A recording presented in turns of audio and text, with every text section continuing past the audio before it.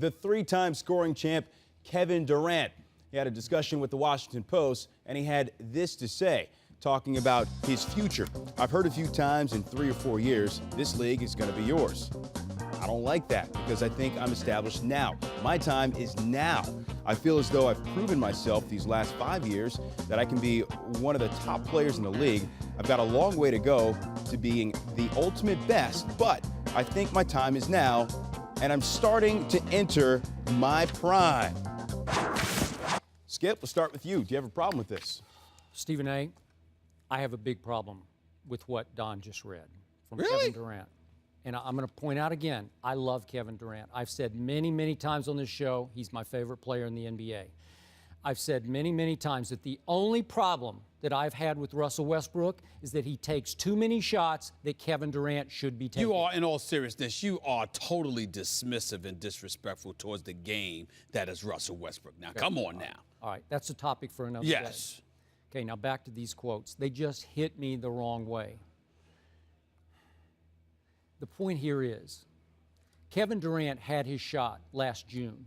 He got owned by LeBron James in games 2 through 5 in the NBA Finals. I was extremely disappointed in my guy, Kevin Durant, in the NBA Finals, all the way down to Game 5, when I predicted that Oklahoma City would at least win one game in Miami, and head-to-head with LeBron. Remember, LeBron switched and took him in Game 2 through 5. He had no shot. He was owned psychologically by his best buddy, LeBron, and he was definitely owned physically, basketball-wise, by LeBron James in every way, shape, and form in 2 through 5. So, Stephen A., I don't want to hear that he's proven himself, because he had a chance to prove himself on the biggest stage last June, and he did not.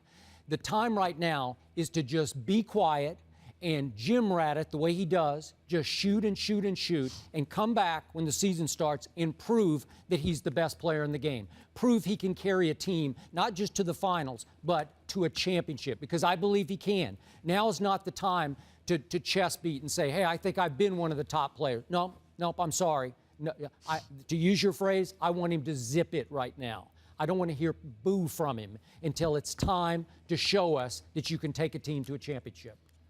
My response to that is I think you're being unfair to Kevin Durant in this regard. Kevin Durant is the epitome of what we want a basketball ambassador to be. Okay, well, that's another topic. I'm going to tell you why. Okay. I'm going to tell you why it's relevant to what you're saying. Skip, the dude is a 3-time scoring champion. He's a scoring machine. In the finals, Skip, even though you say he got owned, he averaged 30.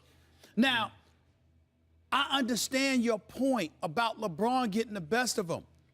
It was because LeBron, and I mean this in no way disrespectful towards Kevin Durant, Kevin Durant was taught what a man is. I'm talking about LeBron, 250, 260, muscles, thighs, everything. And I mean, LeBron was like, I can't deal with this dude. This dude is a scoring machine. He's 6'11". He's got a wingspan 7'5", 7'6". He can pull up from 30. You know, you walking around and thinking like, my goodness, I thought we were having our way with them. We should be up 20. We're only up 5 because KD, I forgot, he's got about 20 already. I mean, this dude is like that. His game offensively is that pure. So what LeBron did was say, I'm going to offset that.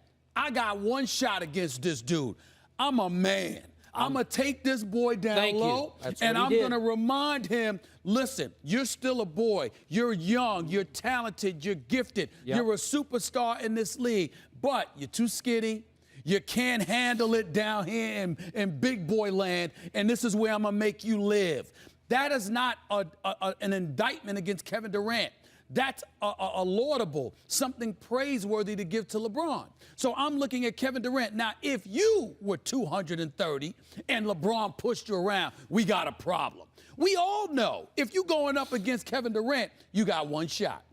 You better muscle that boy, because there's nothing else that you can do with him. He's too long to go over, okay? He's too quick or too fast to just go around. He does offensively, he doesn't even have to deal with you. He can literally live outside of 19-9 and beat you, eat you alive. He's that pure. He just ran into a man on a mission in LeBron. So I'm not going to hold that against him. Now, to get to the bigger point, When you look at Kevin Durant and what he's saying is, this is what I've done.